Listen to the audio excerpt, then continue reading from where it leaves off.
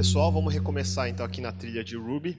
Então, meu nome é Fábio Akita, mais conhecido como Akita on Rails, e eu vou pular rapidamente já pelas introduções e ir direto ao assunto. Então, hoje eu vou falar um pouquinho sobre...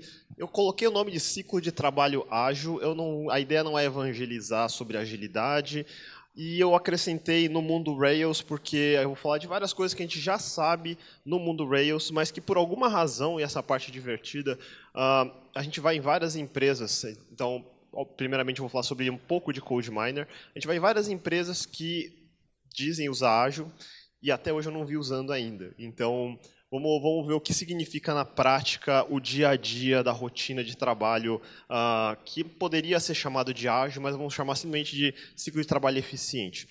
Eu não gosto muito do termo ágil. O termo ágil já há alguns anos está bem mal usado, está extremamente mal usado, na verdade.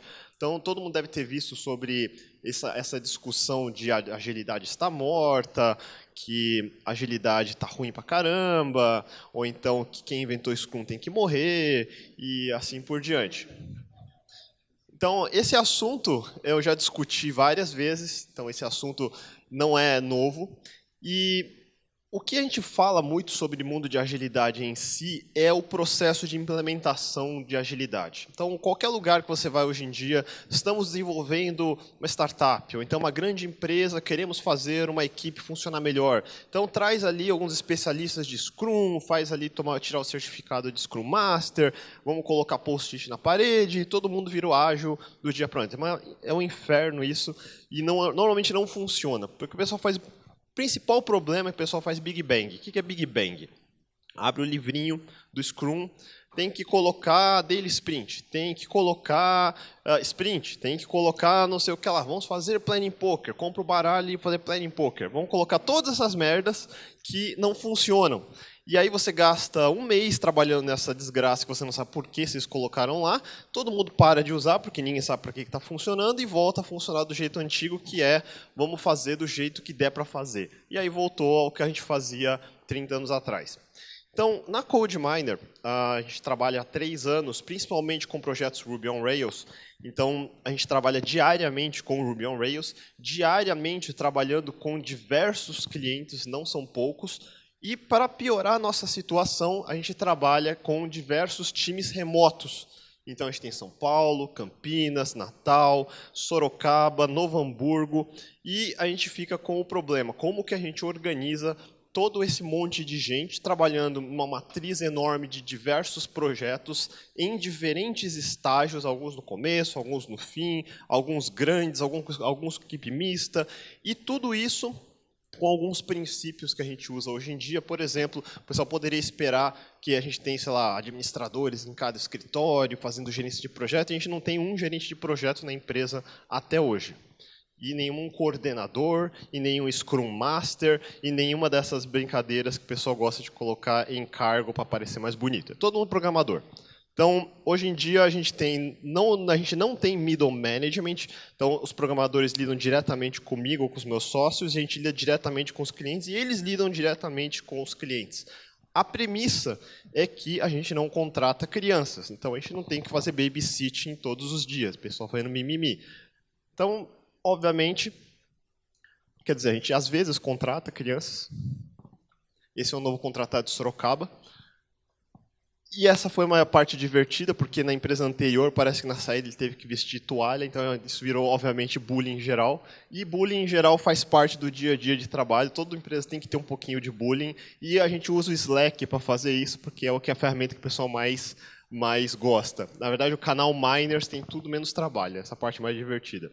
Mas a ideia do que eu vou dizer agora não é fazer uma coisa muito extensa, acho que vai ser mais interessante a parte de perguntas, então eu vou bem rápido. O principal em desenvolvimento de software, todo mundo que já lidou um pouquinho com open source já sabe como trabalha. A Flávia já explicou todas as recomendações básicas que todo mundo tem que ter. Faça commits pequenos, faça PRs, use Git, todas essas coisas você já tem que saber. E no mundo open source, a gente traz vários dos processos. Acho que o França vai falar um pouquinho sobre isso na palestra dele do keynote final, então vai ser um bom complemento de como é que funciona. O mundo open source é outro mundo que tem muito mimimi, mas que não é o mimimi que vence, é código que vence. Sempre tem que ser dessa forma. Em particular, o mundo open source tem um problema chamado lei dos grandes números. Por que funciona open source? Porque tem muitos. Ponto. Quando você tem muitos, a chance de um dar certo é muito alta. Obviamente também. Então não quer dizer que porque é open source é bom. Não existe essa correlação. A correlação que existe é porque existe muito, porque se faz muitas vezes, uma porcentagem disso pode dar muito certo. As outras nem tanto. Existem outros lugares que funcionam dessa forma. Por exemplo, em evolução natural. Qualquer mundo da natureza funciona dessa forma. A gente não planeja para o sucesso 100% das vezes. Ela é feita em pequenos incrementos, em pequenas evoluções, jogando fora tudo que não funciona. Por exemplo, se eu vou falar em espécies naturais, vamos fazer um cálculo teórico de que existam 100 milhões de espécies. Se morre 0,01% a cada ano, neste ano já morreram 10 mil espécies. Então é mais ou menos assim que funciona. Caramba, está pulando rápido. É assim que funciona a ideia de open source. Mesma coisa, se eu lanço 10 mil projetos open source hoje, vai ter 100 no final, 10 no final do ano, que vão estar muito bem. Então, essa parte primeira, o entendimento desse conceito é importante. Isso vale não só para o mundo open source, como para quaisquer projetos não open source também, comerciais em particular, funciona dessa forma também. Você vai ter um Twitter a cada 100 mil tentativas de Twitter que o pessoal tenta lançar. E a parte mais engraçada é que o pessoal tenta atirar no mesmo lugar o tempo todo. Estou cansado de ver gente querendo fazer de novo. Eu tenho uma grande ideia. Qual é a sua grande ideia? Então, ele é parecido com o Groupon, mas não é a mesma coisa. Por quê? O nome é diferente. Ok, a gente pode fazer. Eu não aconselho você a fazer, mas beleza, você quer fazer, vamos fazer. Ou então o cara chega, tem uma outra grande ideia. Essa ideia vai ser fenomenal. Qual é a sua grande ideia? Então, ela é parecida com o Facebook, mas junta pedaços do Groupon. Ah, tá. Tá bom. Então, bom, a gente já sabe, a gente não precisa repetir de novo, que não tem bala de prata para resolver problemas desse tipo. E isso vale não só para ideias, como para as práticas que a gente usa. Então, a ideia toda é falar sobre práticas e ferramentas. Práticas e ferramentas não é um negócio que você implementa hoje e você tem resultado hoje. É que nem você querer emagrecer. Não adianta você deixar de comer durante 2 dias e vai emagrecer 10 quilos daqui a uma semana. Não vai acontecer. E se acontecer, o rebound disso vai ser pior. O que o pessoal esquece é o rebound. Isso é um puta problema. Quando você não criou algo sustentável e você tenta fazer de uma vez só tudo, na semana seguinte você vai ter o rebound disso. Quer dizer, você não vai usar mais nada. É a semana que você vai no quilo e fala, foda-se, hoje eu vou comer pra caramba, e você acabou de ganhar tudo aquilo que você perdeu na primeira semana. Implementação Agile normalmente é assim. Então, isso é uma dificuldade. Significa que existe uma necessidade de manutenção diária, disciplina diária, o tempo todo mundo enchendo o saco, para não acontecer isso de novo. Então, pequenos passos todos feitos diariamente, sendo revistos diariamente. Quando entra um cara novo, que nem o cara da toalha, ele entra num ambiente que ele tem que trabalhar como todo mundo trabalha. Não adianta ele chegar falando, eu quero implementar do meu jeito. Fala, não vai. Não vai implementar do seu jeito. Para começar, você começa lendo como é que a gente trabalha. Quando o cara entra, ele já tem que ter um mínimo de conhecimento do que a gente faz. Então, isso está documentado. Como é que a gente trabalha? Como é que você fala com os seus pares? Como é que você fala com o seu cliente? Como é que você usa o nosso código? Como é que você usa as nossas ferramentas? Então, isso tudo já faz parte. O primeiro e-mail de bem-vindos é acesse o wiki e leia. Então, esse é o passo 1. Passo 2, hoje a gente tem um passo 2 um pouquinho melhorado, que é, na verdade, uma versão dessa palestra que o pessoal assiste agora quando entra. E isso daqui é o mínimo, para começar. O que ele começa a aprender logo de princípios? Princípios básicos que a gente tem que trabalhar todos os dias. Isso são princípios básicos, deveriam ser os princípios de senso comum. Mas a gente sabe que senso comum é tudo menos comum. Então, vamos começar do básico. O básico significa o seguinte, você trabalha 5 dias por semana, 8 horas por dia. Você não trabalha no sábado, você não trabalha no feriado, você não trabalha à meia-noite, você trabalha no horário que todo mundo trabalha. Ponto. Outra coisa, você trabalha em um projeto de cada vez, porque ficar mudando o cara de projeto o tempo todo durante o mesmo dia, isso não dá rendimento nenhum, por isso não funciona. Então, já tem vários lugares que eu vejo o pessoal falando, não, eu faço 3 projetos ao mesmo tempo, eu sou foda. Não, você não é foda. Você simplesmente está sendo idiota, mas beleza. Não faz nenhum sentido. E a outra coisa é que eu não quero colocar de novo babysitter nas equipes. Não faz sentido. Ficar toda hora tendo um cara, você já fez o que eu pedi? Você já fez o que eu pedi? Porra, você tem que fazer isso toda vez, não faz nenhum sentido. Você entra numa equipe que tem pessoas trabalhando, galera, o que a gente tem que fazer hoje? A gente tem que fazer essas tarefas. Beleza, vamos fazer as tarefas. Galera, eu não sei o que tem que fazer aqui, vamos perguntar o que tem que fazer. São coisas simples, mas que por alguma razão precisam ser escritas.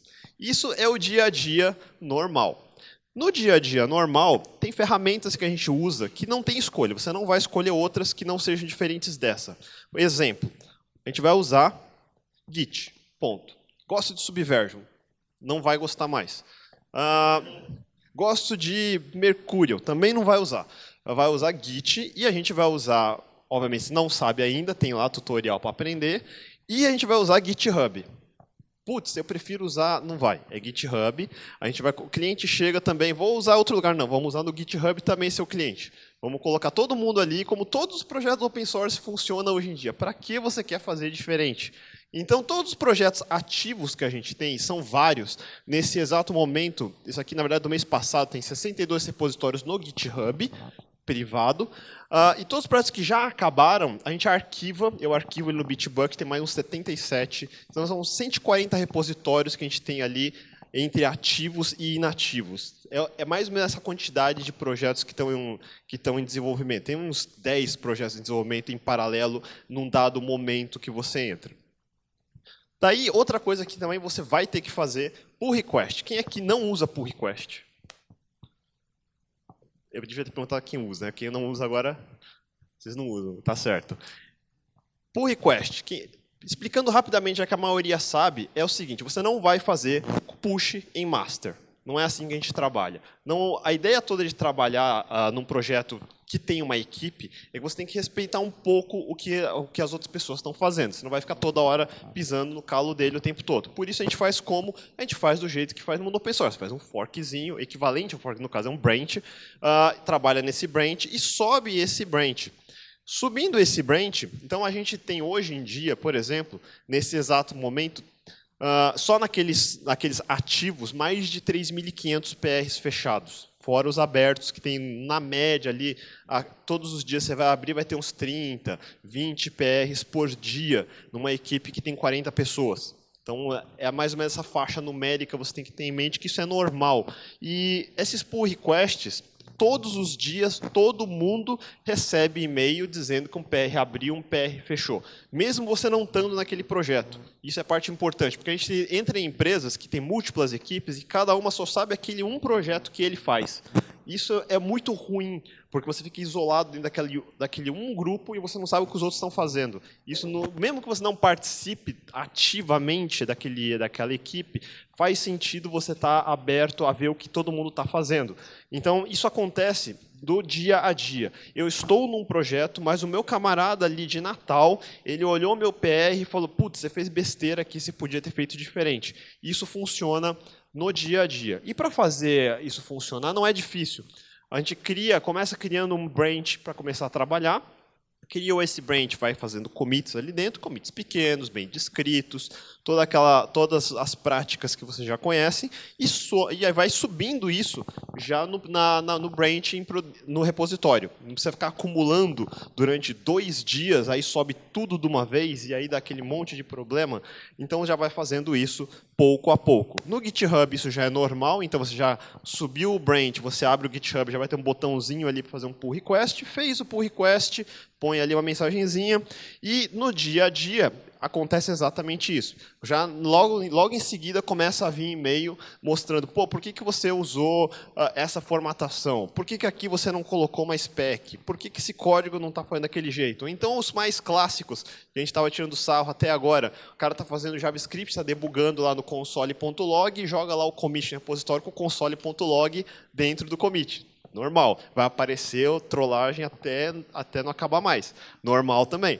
Ou então binding.pry, porque deixou o debug ali e subiu no commit. Vai também tomar na orelha e vai tomar sem parar. E isso é bom, porque você não vai fazer de novo. Então, por isso que todo mundo tem que estar vendo que você faz cagadas também, e eu faço cagadas também. Na verdade, a gente brinca que a única pessoa que pode fazer git push -- force sou eu. Ninguém mais pode. Porque aí, quando eu faço, obviamente, eu limpo histórico, está tudo certo.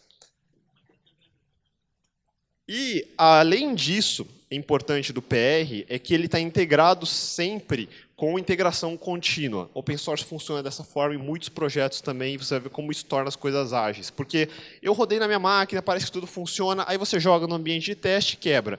Então, a gente tem que sempre esperar isso acontecer. E, à medida que você vai fazendo, você vai rodando isso, está o tempo todo isso rodando. Então, é normal hoje em dia ter alguém rodando todos os códigos que você faz o tempo todo. Então, no nosso Travis, por exemplo, todos os projetos estão ali rodando, já vai entrando ali na fila, e você vai ter projetos que estão já há alguns meses em desenvolvimento. É normal ter 1.000, 2.000 rodadas de integração contínua. Então, isso é uma coisa também que tem que ser absolutamente normal.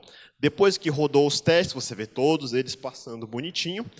Aí você vai ter a PR passando, e aí, finalmente, passou todos os testes, a gente consegue dar merge no master, e aí entra no master, aí que o pessoal começa a fazer integração.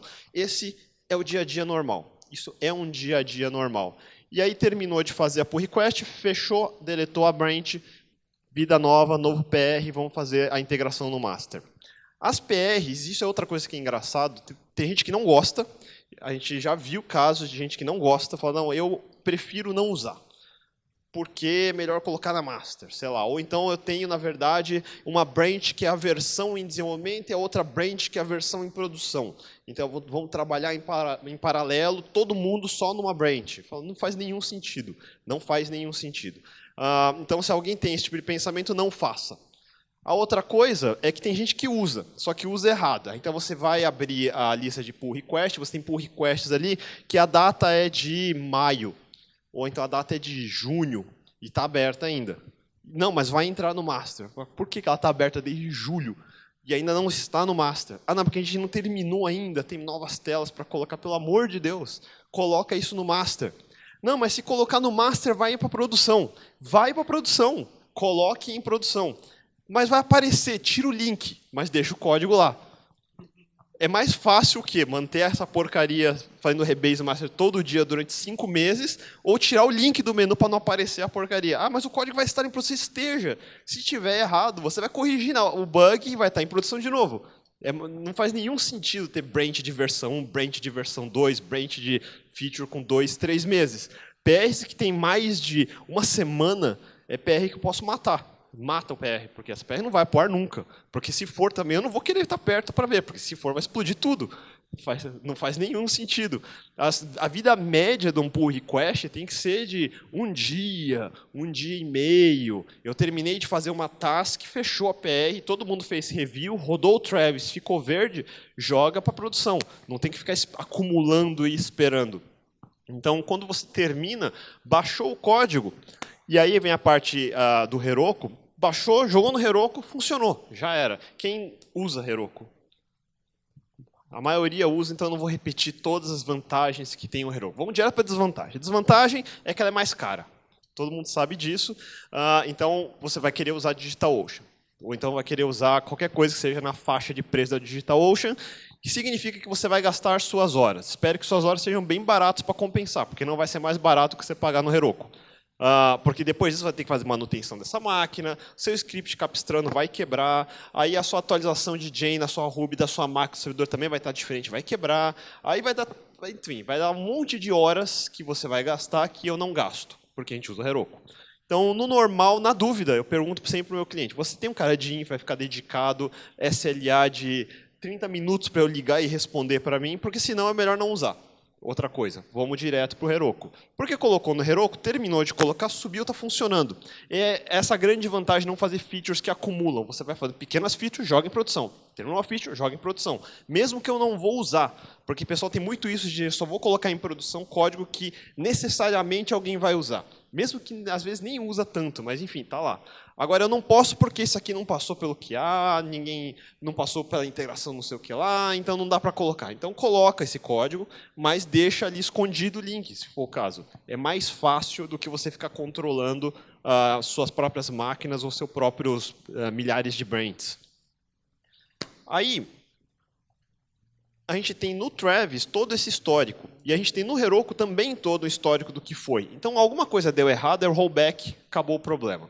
A gente já falou, vocês viram em outras palestras, vale a pena entender sobre Code Climate. Aí não vou falar só use Code Climate. Code Climate a gente usa também diariamente em todos os projetos. O que significa colocar um projeto no Code Climate? Projetos que estão em andamento hoje em dia têm mais ou menos essa cara. O Code Climate, para quem não sabe, ele é um conjunto de métricas de qualidade estática de código que gera uma nota final que vai até o máximo 4. Então, seu projeto vazio, sem nada errado, começa com nota 4. Ele vai decaindo à medida que você vai fazendo merda. Então, você não faça, por favor. Às vezes não dá, às vezes é um código de relatório, que normalmente é um código feio de ActiveAdmin, é um código que não passa tão bonito. A média vai ficar ali 3.5, 3.6. É normal ser nessa faixa. Aí os projetos que normalmente estão abaixo de 3.5, estão em 2, estão em 1, é projeto legado que eu recebo, e a gente começa a consertar para fazer isso ficar um pouquinho melhor. Não é tão difícil chegar na nota 3.6, é só não fazer as coisas óbvias. Métodos de 500 linhas, copy-paste todo o seu código em todos os lugares, as coisas básicas. É tipo, é a diferença entre quase alfabetizado e analfabeto. É tipo isso, é quase psicotécnico. É tipo, o cara sabe colocar a bolinha no quadrado, não encaixa. É isso que é o Code Climate, não é mais do que isso. Porque uma nota 3.5, 4.0 não quer dizer que o seu projeto é bom. Ele quer dizer que ele é minimamente legível. Então, com a test coverage também, mesma coisa, tem que estar nessa faixa. Aqui tem um baixo, 65% é baixo. O normal está nessa faixa, 80, 90. E isso são projetos, tem um projeto aqui, por exemplo, que é um projeto de 6 meses, 8 meses, 10 meses, mantendo-se nessa faixa. Então, toda a sumarização tem que ser baseada sempre em passar no Code Climate. Quando você passa o Code Climate, ele vai dizer, tem um código ali que não está tão bom, tá? D. O que quer dizer esse código D? Putz, tem um método aqui que realmente está um pouquinho complexo, dá para melhorar ele um pouco. E durante o processo, a ideia toda não é que ele vai ficar em nota perfeita, mas é que ele vai manter, pelo menos, dentro de um nível razoável, à medida que a quantidade de código aumenta. Ou diminui, que você vai tirando código, mas à medida que modificações no código estão aumentando, mas a nota não está decaindo. Então, essa é a parte principal. E nota 3 é trivial. Tem gente que colocou ali no Code Climate e falou, está em nota 3.1, 2.5, acho que está bom. É que nem o pessoal comparando, assim, dá para passar na média. Não, você não vai passar na média. Passar nota 5 no colégio era fácil. Aqui você tem que passar sempre na nota normal. E segurança, que é uma coisa que ele já faz também, é o básico. A gente não pode não ter problemas, não pode ter problemas de segurança desse tipo. Vai ter problemas, obviamente. Você nunca vai saber todos os buracos, mas os óbvios, certo? Se você já tem a chave, tranca a porta de casa. Não tem tanto problema assim. E, finalmente, de novo, isso é outra coisa importante, tudo que a gente faz, a gente recebe uma nota. Todos os dias, todas as horas, subir o código, a gente recebe o Travis rodando, a gente recebe a pull request e a gente recebe o Code Climate chiando. Recebeu esses 3 caras, é responsabilidade da equipe trazer isso de volta. Derrubou a nota para F, pelo amor de Deus, o próximo PR tem que subir isso de volta. E vai mantendo dessa forma. A gente vai mantendo isso todos os dias, porque não acumula. O maior problema que eu vejo acontecendo é que o pessoal não usa, aí fica 6 meses desenvolvendo às cegas, sem saber para onde está indo, então não roda teste, não roda qualidade de estágio, vai ver no final, está 2, 1.5, com cobertura 15%. Aí você fala, não, vamos fazer aqui para tudo para melhorar a qualidade. Aí você para 2 meses para subir tudo isso para 4 e 90%. Aí o pessoal para de usar de novo, decai todo outra vez. E fica nesse ciclo que você está o tempo todo programando às cegas. Não faz sentido. E dá um puta trabalho. É que nem você deixar a sua casa desarrumada o tempo todo e fazer aquela uma limpeza anual. Vai limpando um pouquinho, não custa nada lavar aquele um copo. É isso que significa fazer esse tipo de coisa. Acumular tudo de uma vez é onde você não vai fazer mais nada.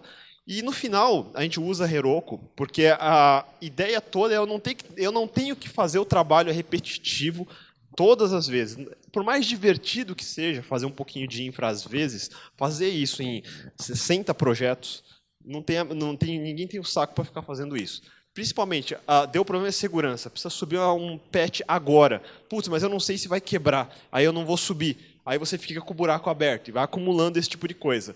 Mais do que isso, o Heroku força toda a aplicação que a gente faz a seguir a ideia do 12 Factor. Então, 12 Factor é uma lista de guideline, é um guia, na verdade, onde você tem 12 pontos de o que torna uma aplicação web minimamente escalável. Então, coisas simples como você poder fazer deploy contínuo, você ter ambientes de development e production separados, você ter serviços todos. A ideia toda de você grudar serviços e não ter tudo monolítico em um lugar só. Então, tem uma série de coisas que você tem que fazer para uma aplicação ser 12 Factor. Graças a Deus, uma aplicação Rails normal, sem você ficar mexendo muito, já quase é 12 Factor. Você pegar um WordPress da vida para tornar ele 12 Factor dá um certo trabalho. Dá para fazer, não vai ficar os 12 pontos, chega perto. E a ideia de você fazer aplicações 12 Factor é que você não fica roubando. Por exemplo, tem uma query ali que é puta lenta, está mal feita. Colocou um monte de join, ninguém parou para ver se tem índice, o negócio demora para caramba. Aí, quando você tem controle da máquina, você faz o seguinte, você aumenta a máquina, põe mais RAM, deixa rodar, agora rodou. Aí joga em produção, até o momento que, de novo, vai ter o gargalo, porque você não parou para quebrar de novo, olhar aquele pedaço de código e começar a otimizar ali mesmo onde ele já está dando problema. E como você está colocando o tempo todo em produção, então você vai vendo o tempo todo que a memória subiu, a velocidade decaiu, então está dando mais timeout. Então você corrige aquele um problema de cada vez, em vez de você só ir roubando, aumentando a máquina, não, aumenta mais a máquina aqui e vai aumentando. Até a hora que não dá mais para aumentar a máquina, agora tem que escalar horizontal. Fudeu, não vai escalar horizontal. Então, quando você coloca em serviços dessa forma, e eu tento não colocar aquela máquina extra large, porque a extra large realmente é demais, mas uma máquina normal de 1 GB, que não é nem tão grande assim, tem que rodar múltiplas instâncias lá dentro. E quando você vai fazendo múltiplos deploys, então isso aqui são múltiplos deploys acontecendo. 5 dias atrás, 6 dias atrás, e durante um mesmo dia, várias vezes, fazendo em produção deploy, e medindo o tempo todo o que está acontecendo. Tempo de resposta, a carga do servidor, qual é o tráfego que você está recebendo. Então, tudo isso você vai acompanhando em produção, porque isso não acaba no desenvolvimento. Produção é métrica. Você tem que ter todas essas métricas, porque otimizar também não significa baixa o aplicativo que executa no seu código e vai falando, põe índice aqui, põe índice aqui, põe índice aqui, está tudo otimizado. Isso não é otimização. Otimização é eu saber, o gargalo é este. Se eu resolver este gargalo, eu resolvo 80% do meu problema. Então, eu vou resolver aquele cara. E você vai acumulando também todos os problemas que você normalmente não estava vendo em desenvolvimento. Vai acumulando isso em ferramentas como Rollbar, como Papertrail, como Honeybadger, e vai consertando esses problemas que vão sendo causados por dados de produção. Então, você resolvendo sempre o topo da lista, você normalmente resolve a maioria dos seus problemas. E vai acompanhando toda a escala do que está acontecendo nas atividades do seu Dyno. A ideia não é pegar a média. Se você pegar a média de uma métrica de servidor, você está perdendo o principal. O principal é o que a gente chama de 95 percentile. É aquele pico que você tem. Então, você tem um pico que está ocupando 100% do CPU, mas acontece só 2 vezes por dia. Aí, no resto do dia, ele está lá embaixo. Então, a média é que está tudo bem. Só que tem aqueles pico, que é onde todo mundo precisa mais da sua aplicação e ele está caindo. E você não está vendo esse pico, você está vendo a média. Então, você tem que pegar o que a gente chama do 95 percentile. Esse cara, significa que a média está em 100 milissegundos. Mas tem um cara ali, em alguns momentos, que está gastando 1 segundo. Isso é 10 vezes mais lento do que a média. E aí, esse é o cara que eu tenho que resolver. E isso eu só vou ver quando eu tenho métricas. E para tudo, eu preciso de métricas. Essa parte que acho que é mais difícil de entender. E tem uma frase famosa de um dos criadores da ideia de ágil, é que em Deus a gente confia, eu sou ateu, mas vamos lá, Deus a gente confia, mas todos os outros têm que trazer métricas, a menos que você seja Deus. Então, primeiro de tudo é entender isso. Você tem que trazer métricas. Aí, para falar de Heroku, tem bastante coisa que a gente pode falar, mas tem no meu blog vários artigos explicando as melhores formas de usar várias das coisas do Heroku, então vou pular um pouco essa parte. E já que falamos de métrica, vamos falar da última ferramenta que é mais importante no nosso dia a dia. E no nosso dia a dia a gente usa Pivotal Tracker. Muita gente não gosta do Pivotal Tracker. E pelo exato motivo que é a razão de por que eu uso ele. Então o pessoal prefere usar Trello, Asana ou qualquer um desses outros que são, resumidamente, to-do lists glorificados. To-do list glorificado não serve para nada. Se você fala um to-do list, então seja honesto e use um to-do list. Então abre lá o Notepad e vai fazendo listas, porque é para isso que serve todos os outros. Não serve para gerenciar projeto. Para você gerenciar projeto, você precisa ter algumas coisas mínimas. E todas as equipes têm acesso a todos os projetos também que precisam ter, a gente vai colocando. Só não coloca todo mundo em todos, porque dá um puta trampo. Mas é só por isso. Aí precisa automatizar um pouco. Você tem que colocar um por um em cada projeto. A ideia principal, primeiro, é você saber o que tem que fazer. Então, todo mundo entra toda semana, todos os dias no projeto, e o cliente entra junto para saber que essa semana a gente fez estes itens, estas features estão feitas, estas tarefas estão feitas, o cliente rodou isso em staging, ele aprovou, sabemos que está ok. Mais do que isso, a gente tem aqui todo o histórico do que está acontecendo, se deu errado, por que deu errado, o cliente chega lá e joga, ó, o botão aqui não ficou bom, o upload está falhando, e vai colocando até isso funcionar. Mas aí vem a parte mais importante, que é essa outra coluna aqui, que é chamada de velocidade. Velocidade da equipe. É isso que define a eficiência da equipe. Por padrão, e aqui vem um número arbitrário, não cientificamente provado, mas que é o que funciona, que são 2 pontos é igual a um dia. Ponto. Por quê? Porque eu disse que vai ser e vai ser. Não, mas a gente devia usar user story point, a gente devia usar... Não. Primeiro você vai entregar os pontos, depois eu vou entender se você sabe o que está falando. Porque isso é bike shedding. A ideia toda é a seguinte, não inventa moda. Você não tem nada ainda. Não vai ficar inventando que tem que usar balanceado isso, tem que usar velocidade relativa, esquece todas as bobagens. Vamos partir do seguinte princípio. Você é um programador que está entrando no projeto web. Não é projeto desktop, não é projeto da NASA, não é projeto de jogo, é um site web. É um e-commerce, é um site de conteúdo, é uma rede social. Tem uma dessas várias coisas que é o que a gente usa para fazer site. Nenhuma delas é uma nova ciência.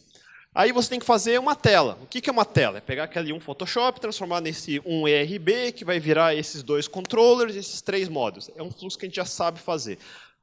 Mas você é júnior, você não sabe muito bem ainda. Eu entendo isso. Quem já está no processo já mais ou menos tem uma noção. A gente já sabe que essa quantidade é um dia, essa outra meio-dia dá para fazer. Menos do que meio-dia é muita coisa para você colocar em task. Não faz nenhum sentido. Vamos fazer uma task que é trocar o botão para rosa.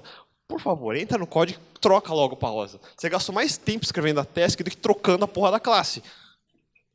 Não faz nenhum sentido. Não faz nenhum sentido.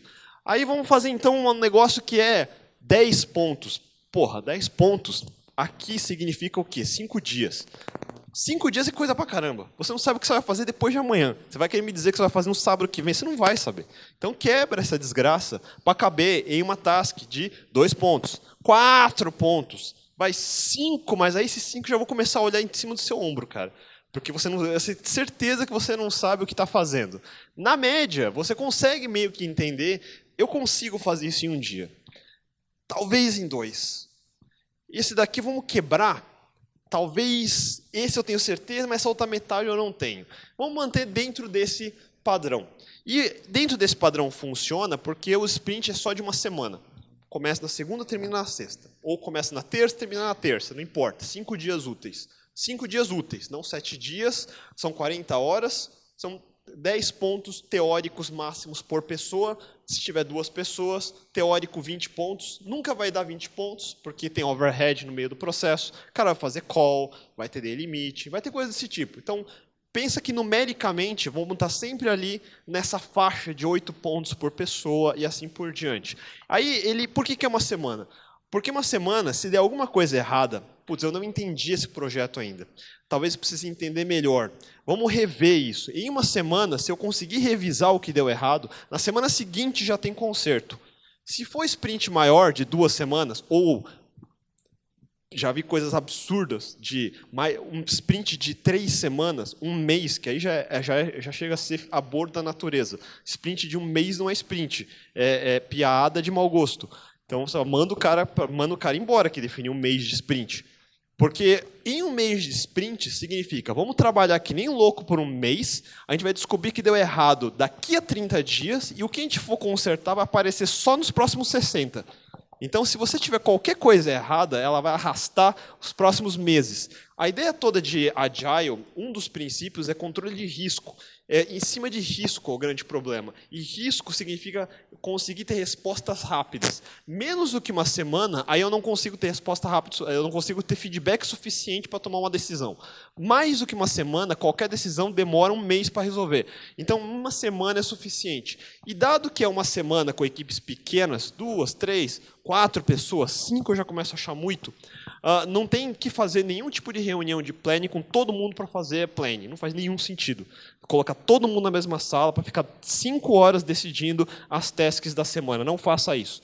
Normalmente, o que a gente faz? A gente pega a pessoa mais experiente e fala, ó, esse é o projeto, você vai definir as tasks, as pessoas vão entrando e vão assumindo o que você decidiu. E é assim mesmo. Porque da próxima vez, esse outro cara vai fazer isso depois. Mas a ideia não é ficar definindo exatamente em detalhes, porque não faz nenhum sentido ficar 5 horas para definir uma tarefa que vai gastar 2 para fazer. Então, você define isso em 15 minutos e diariamente fazer reuniões de 5 minutos para ter noção de alinhamento. Vamos fazer isso aqui hoje. E no Slack, galera, estou com uma dúvida. Dúvidas pontuais de 30 segundos por escrito, acabou o problema. A gente não tem reuniões maiores do que 30 minutos quando é com cliente. Normal é 5 minutos, média de 15.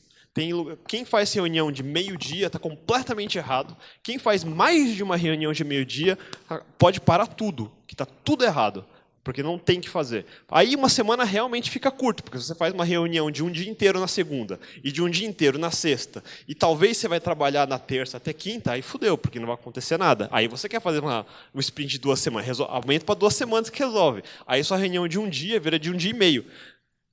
E vai ficando nesse ritmo. Daí, no final, alguém da equipe, no final do sprint, alguém da equipe tem que dizer o que fez e o que vai fazer. Simples assim. Cada um tem que saber aonde ele está no processo. O maior problema numa equipe é quando você chega na equipe, no meio do projeto, e pergunta para o cara, quanto falta para acabar? E ele fala, não sei. Você está no começo ou está no meio? Eu preciso ver, não sei também. Para que você está fazendo o quê aqui, cara?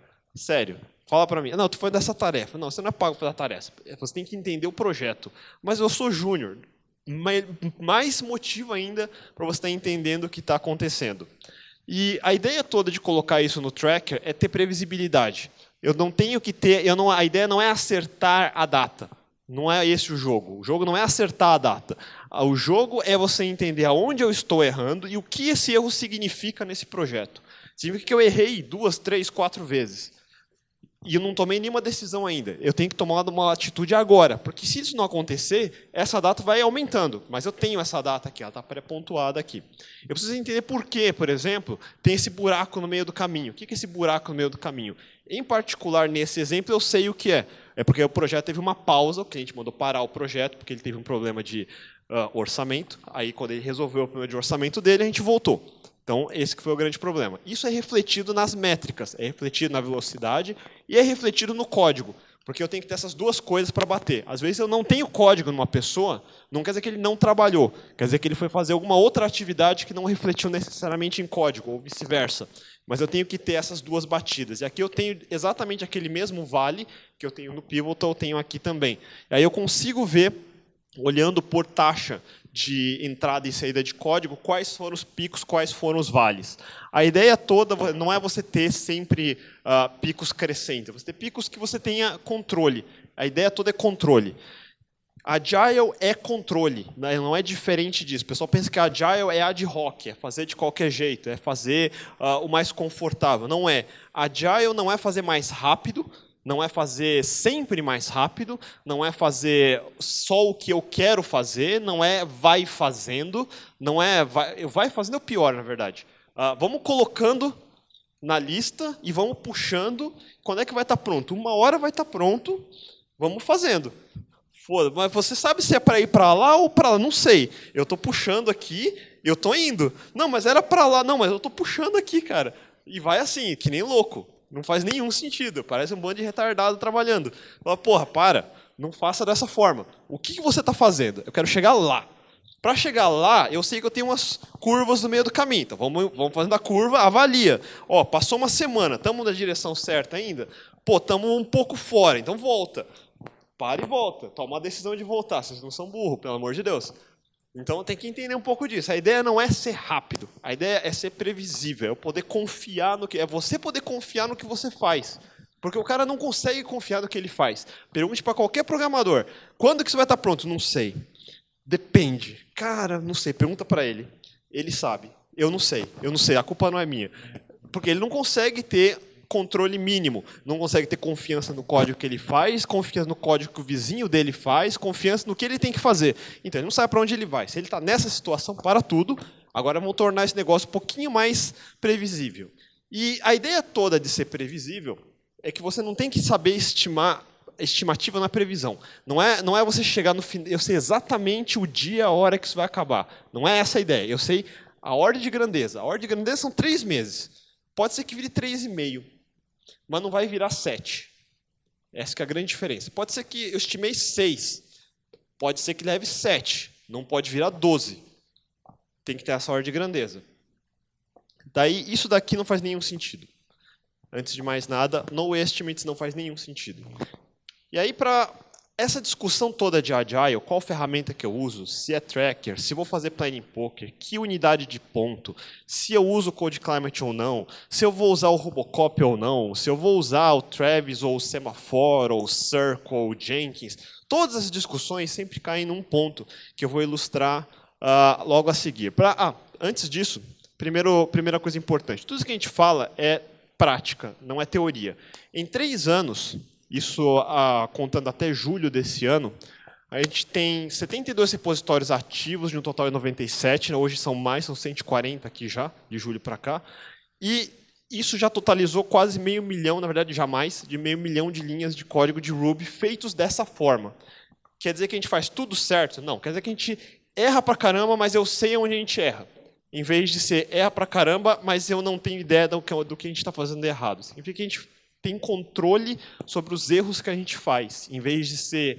Eu sei que a gente faz um monte de coisas boas e um monte de coisas ruins, mas eu não sei quais elas são. Então, a ideia toda é você ter essa noção de para onde você está indo. E qual que é o problema que impede todo mundo de entender esse ponto, de entender qual é a melhor escolha? Para isso, eu resolvi ilustrar de uma maneira mais interessante. Espera aí. Vamos ver se o áudio sai. Tem áudio aqui? Vamos ver. Ontem à noite, eu estava falando desses slides, e desses slides, eu quis colocar uma imagem para ilustrar melhor o que acontece. Todo mundo deve ter visto isso.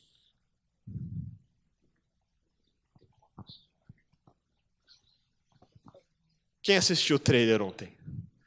Metade não assistiu ainda. Então, para quem não viu, spoiler, esse é o trailer do Star Wars, o teaser, na verdade, que a hora que saiu esse trailer, a internet explodiu em memes.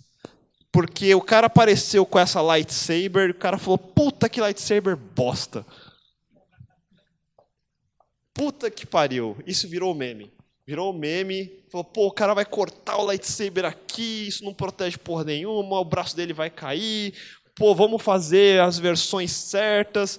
E o negócio está todo errado, e a gente ficou discutindo, saiu o site para lá e para cá dizendo por que essa porra estava errada, e no Slack da Code também a gente ficou discutindo isso, obviamente, e aí eu já comecei, e aí todo mundo começou também. Então, isso é o que acontece normalmente. Isso é um fenômeno que 100% dos programadores fazem, e a gente é 100% bom em fazer, chamado bike shedding.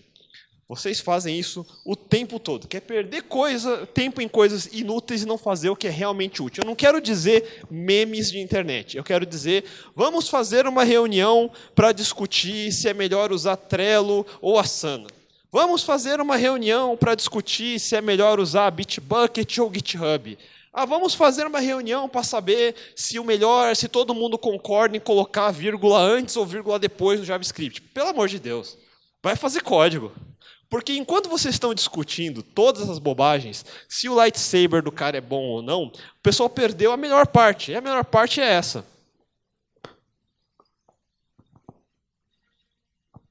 Porra, vai ser foda pra caralho. Cala a boca todo mundo que falou do lightsaber ruim. E, mais ainda, num projeto como Star Wars, que se caísse na minha mão, eu ia cagar de medo por uns 2 anos seguidos. Porque é Star Wars. E o cara vai me prometer a data. A data é dezembro de 2015. E quer saber? Em dezembro de 2015 vai estar nos cinemas.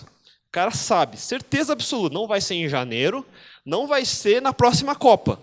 Então vai ser em dezembro de 2015. E agora, cadê o seu projeto? Que dia que ele vai ficar pronto? Enquanto você ficou fazendo todo o bike shedding de o que usar ou o que não usar. Então, acho que essa é a principal ideia. Espero que vocês tenham entendido o recado. E vão estar abertos aqui para discutir mais sobre esses assuntos. Obrigado por terem vindo.